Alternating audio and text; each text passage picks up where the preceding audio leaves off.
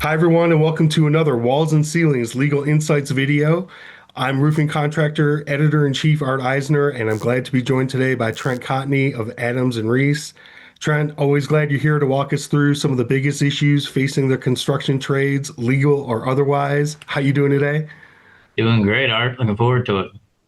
Trent, tariffs are consistently in the news these days, impacting businesses in different sectors all across the country. Of course, roofing and construction is one of those too. Maybe try and recap some of the latest news on tariffs. We had a big Supreme Court decision ruling. How are you expecting that, and if at all, to impact what's happening in the roofing and construction space? Yeah, Art, this has been one of the top two topics, with the other one being immigration, since the beginning of the year. And the issue with the tariffs is the uncertainty.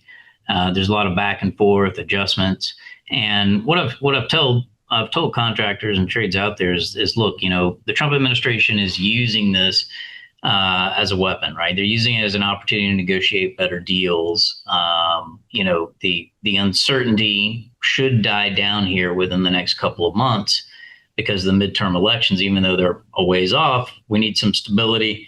Everybody needs stability so that you can go back to your constituents, raise money, and focus on what's coming up next, right? So I anticipate that's probably what's going to take place. So recently, there's been a variety of things both in the courts and outside the courts that have affected tariffs. Just as I think it was just a few days ago where Trump announced that he was going to increase steel tariffs another 25%. This will affect structural steel, could affect coils and other metal components. And the rationale and reasoning behind that was primarily dealt with the Nippon Steel and U.S. Steel trade deal and acquisition that took place. And the goal, the stated goal is to encourage, domestic production.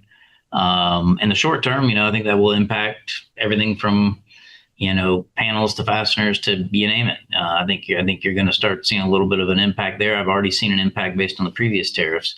Other things that are of note, the U.S. Trade Court did not like President Trump's tariffs. Believed that he overstepped his authority and that he couldn't impose across the board duties on imports. There are a variety of different tools that the president can use, through his executive authority. So anticipate that there's going to be further appeals on that. And then the last thing I saw was, a threatened 50% tariff on the European Union. He since paused that for additional negotiations. Regardless of whether you think tariffs are great or a bad idea, the uncertainty is not good for the economy or the market. So I am looking forward to some stability, regardless of what that is, right? If you're telling me that steel is going to be 50% tariff, that's good. Just leave it there so that I can plan accordingly. But the ups and downs, I think, is what I've heard a lot of manufacturers and distributors and contractors complain about because they can't adequately price to their customers. And that's an issue. It creates more admin time, more uncertainty, and that's never a good thing for the market. So what we want stability one way or the other, Art. Have we seen any of this uncertainty bleed into the availability of products and, those fears of stock shortages, happening? Yeah, so I've had a variety of different reports of price increases related to tariffs, right, on key construction materials, everything ranging. Clearly, structural steel has been hit, but coil has increased in price. There's been an overall increase in almost every manufacturer, regardless of whether it's tariff impact or not. As far as lead times, I have had some indication that there's been some port backups and a little bit of slowdown. Nothing that was as dramatic as what we saw in 21, with the material crisis. But that's another thing is that, if you, the uncertainty, if I am someone that's importing something, I've got to figure out what am I going to pay for this today as opposed to what I'm going to pay for Friday. And when that happens, sometimes you end up with, ships out at sea or stuff in the port and not getting taken to where it's got to go because of the concerns over tariffs. There are a variety of ways to obtain exemptions or waivers, or to use foreign trade zones or bonded warehouses or things like that to potentially, help cut against some of that. But it does create chaos, and that's not necessarily always a good thing when it comes to the economy. The economy likes certainty. So understand the rationale and the basis, and there's probably a lot of good that can be done with tariffs and helping reduce some of our trade deficits. But I think we need to, move towards getting deals, wrapping things up, and creating sort of a baseline as we move into the rest of 2025. Got it. And I imagine it's getting harder to tell contractors more and more, just try and keep your head down above all, under all this noise, focus on the work and continue to get the materials you need that you'll need to have. Yeah, I mean, there's a handful of things, everything from, open, honest communications with distribution and manufacturing to making sure that you've got the correct contract provisions like price acceleration provision in there, examining your inventory and making sure that you're either pre-purchasing or not running out of key things that could be subject to tariffs, looking for alternatives, right? Figuring out ways to, substitute goods or systems where, that aren't going to be impacted by tariffs. And it's doing what contractors do, Art. It's hustling, right? You just, if an obstacle presents itself, you figure out, how do I run through this? How do I, get a way around it, or figure out, what are the next 10 steps? And I think that's anybody in construction that's good has that mindset. All right, let's switch gears a little bit. Trent, in your role, you're always working on safety. Uh, but recently you've been doing some specific work when it comes to inspectors and some of the liabilities they create for contractors. Talk me through some of the things that are developing that are important for contractors to know.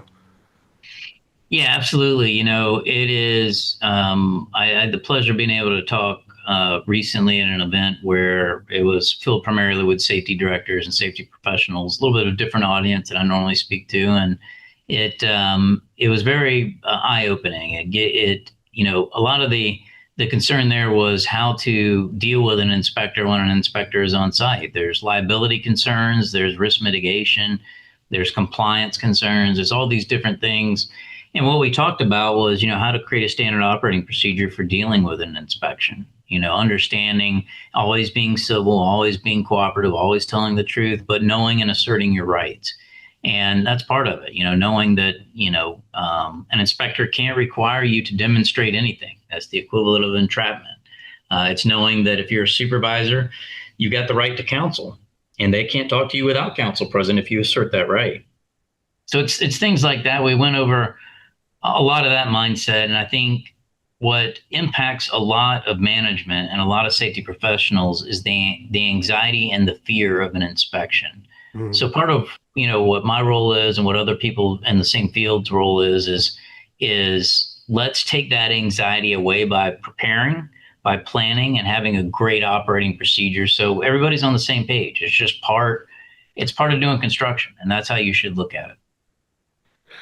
Uh, any notion of how aggressive enforcement inspections are going right now? Through this first 6 months of the year. Yeah. So keep in mind there are roughly 26 or so state plans that mimic the federal guidelines, and then the rest are federal plans, right? Great examples: Florida and Texas are federal, California, Washington, Oregon, state plans. So states can always be more restrictive than the federal guidelines. And what I tell people is that if you are in a state, it will be business as usual. It does not matter who is president, right? It is business as usual. So you can anticipate that all the stuff that was going on in your state will continue to go on, for better or worse, depending on where you're at. On the federal level, one of the things that we saw during Trump 1.0 was a scaling back of the budget for the Department of Labor, which OSHA is under. We anticipate there being, less enforcement, less inspections. It doesn't mean OSHA goes away. It doesn't mean safety is not important. That's not what it means. It just means statistically, we saw less inspections. We also saw less six-figure plus fines in Trump 1.0. So the other thing, Art, and this was pretty much clear day one, the Trump administration is not a fan of regulation. So OSHA rulemaking, for the most part, will be, I won't say non-existent, but it will not even come close to where it was under the Biden administration. I don't anticipate a lot of new rules, coming through the pipeline under the Trump administration, which could be a good thing for, construction. Like I said in the previous conversation, certainty, creates, optimism and the ability to know what to expect. So I think that, that may be a benefit, at least over the next few years, for contractors that are still trying to get their feet on the ground and understand what this new world looks like. Okay, got it. Well, you've got your ear close to the ground on what's happening in roofing and construction. What are people calling you about on the hotline? What's on their minds? Yeah, look, there's no shortage of concerns and worries. And Art, I always joke around. Nobody ever calls me with good news, right? I don't ever get that call saying, "Hey, let me tell you how much money I made today." So the good thing for me is that I hear the bad stuff, and that allows me to be proactive and figure out ways to kind of deal with it. So, the current administration has been very, very clear on what its immigration policy is. Basically closing down the border, eliminating a lot of the loopholes, deportations, heavy ICE enforcement. And what we've seen recently is we've seen an uptick in, ICE raids on job sites, and not just in blue states, right? Not just in sanctuary cities. It's been red states equally.